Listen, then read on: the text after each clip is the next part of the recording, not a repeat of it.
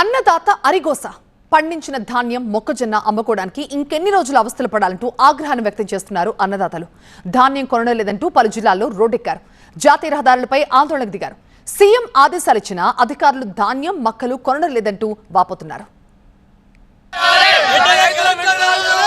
తెలంగాణలో ధాన్యం కొనుగోలు చేయాలంటూ ఎక్కడికక్కడ రోడ్డెక్కుతున్నారు అన్నదాతలు. మెదక్ జిల్లా చేగుంట మండలంలో ధాన్యం కొనుగోలు చేయాలంటూ రాస్తారోకో చేశారు రైతులు. సంగారెడ్డి జిల్లా సుల్తాన్పూర్ NH-161 పై రైతులు ధర్నాకు దిగారు.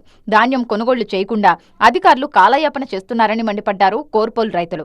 రోడ్డుపై ధాన్యాన్ని పోసి నిరసన తెలిపారు. దీంతో హైవేపై 2 కిలోమీటర్ల మేర ట్రాఫిక్ జామ్ ఏర్పడింది. వరంగల్ జిల్లా నర్సంపేటలో మొక్కజొన్న రైతులు ఆందోళనకు దిగారు. వరంగల్ నర్సంపేట ప్రధాన రహదారిపై ట్రాక్టర్లు అడ్డంగా పెట్టి ధర్నా చేశారు. దీంతో గంటపాటు వాహనాల రాకపోకలు నిలిచిపోయాయి. ఖమ్మం జిల్లా చింతకాని తహసీల్దార్ కార్యాలయం ఎదుట రైతులు ఆందోళనకు దిగారు. లోడ్ చేసిన లారీలకు ట్రక్ షీట్లు ఇవ్వడం లేదని ఆగ్రహం వ్యక్తం చేశారు.